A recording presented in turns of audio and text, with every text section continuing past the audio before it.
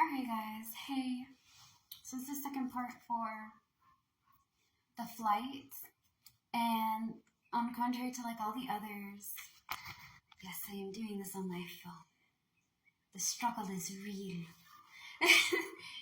Alright, jokes aside, mild jokes aside, I'm being partially honest. Okay, for this video, we're gonna go over exercises, okay? Like I stated before, each type of situation our bodies go through, right? If it's an abusive physical situation, if it's a sexual traumatic situation, if it's a psychological mind screw situation, right? Our bodies handle it different ways. Our body also can stay in these defensive or traumatic responses for a long time. And in case you haven't watched my first video, that's okay. I'm just gonna summarize it a bit, alright? When it comes to the flight response, you tend to try to avoid, alright? This can mean kind of distancing yourself from things that make you feel uncomfortable, distancing yourself from situations that project that kind of trauma or that incident or that situation. It can mean that you're not opening up to your feelings about how you feel to others or how you're feeling to yourself. It can lead to people pleasing. It can lead to OCD. This does not mean that all flight response trauma, right, is going to lead to that. And that if somebody has OCD, then it must mean that they had some form of trauma. No. Okay, some people are born with it. Some people, in a sense, develop it. Like glaucoma. Sometimes you're born with it. Sometimes you develop it. You know, it's just one of those things. Anyways, back to what I was saying. It causes anxiety. It causes depression. And all of them are causing PTSD. And though that is not necessarily stated, it is, alright?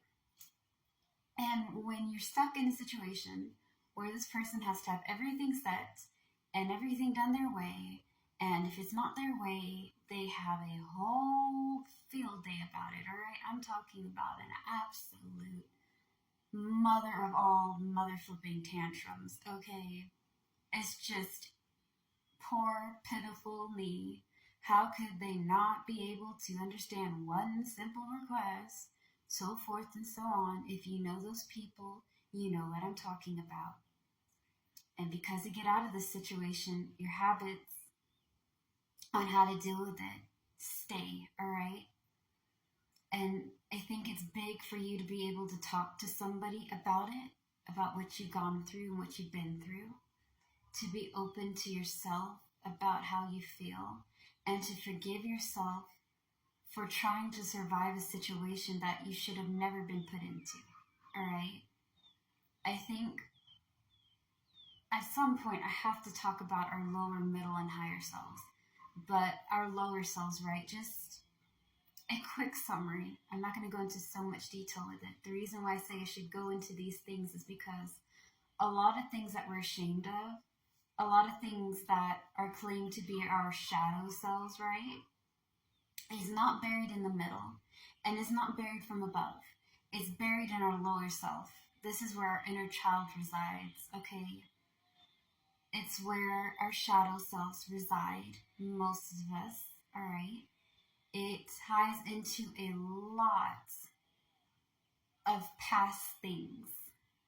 Not all, okay, not every, but our shadow selves are the things that we tend to kind of shove down inside and stray away from and not acknowledge, okay? In order to heal, in order to be emotionally, physically, spiritually set, especially when you're going through the flight response and your body's stuck in that mode, right? That I have to avoid everything. I have to make sure this person's a please. I can't speak my mind. If I speak my mind, maybe I'm not feeling it. You know, maybe it's just all in my head. No. To be able to heal, You must accept the good, the bad, the ugly, and the disturbing. All right? You have to understand that there's going to be bits and pieces of your mind that some situations are just not going to be clear because your mind is processing it. Okay? It knows that you can't handle it right now, so it's sectioning it off in a folder, putting it away for later, and giving it to you piece by piece. A lot of things are going to set you off. A lot of things are going to trigger you. Like I say to you guys a lot when I talk about these videos, sounds was a big one for me. I was in a situation with a narcissist, right?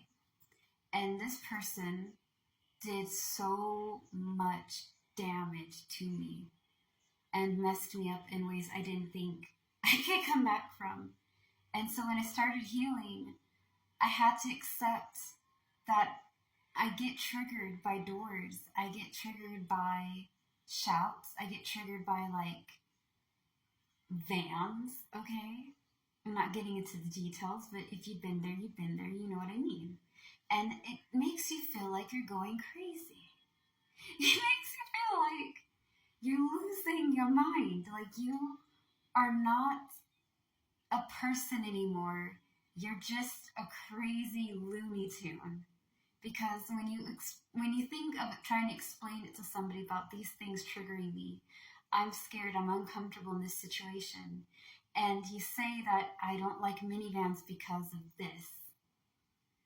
I don't like loud noises because of this. I don't like when people are knocking on the doors because my mind just goes back in time and takes my body with me, and I just feel like I'm that little person, you know, I'm that past me stuck in that situation.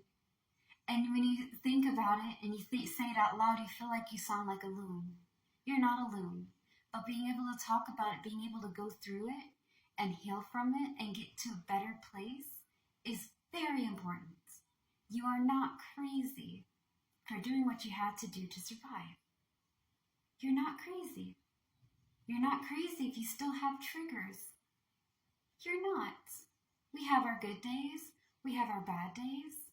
We have our days that we feel like a pile of shit and we still get up out of bed and we put makeup on and comb our hair and try to like put on the biggest smile and be like, you know what? I don't feel so great, but I know later on today is going to get better. Because life is what you make of it, hon. And I promise you, it gets better. It just takes time. And you're going to have occasionally your good and your bad and your all-around days. Do not be hard on yourself. Having that being said, if you don't have anyone to talk to, counseling and therapy costs a lot of money.